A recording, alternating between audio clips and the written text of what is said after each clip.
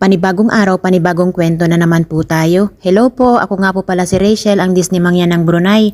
Ako po ay tubong Mindoro na nakapangasawa ng taga Nueva Ecija. At ngayong araw nga ni po, habang maaga pa at hindi pa dagsa ang bumibili doon sa ating food cart, sabi ko uwi muna ako dito sa bahay at maglilinis muna po ako ng fridge. Dahil talaga namang inaamag at nilulupa na.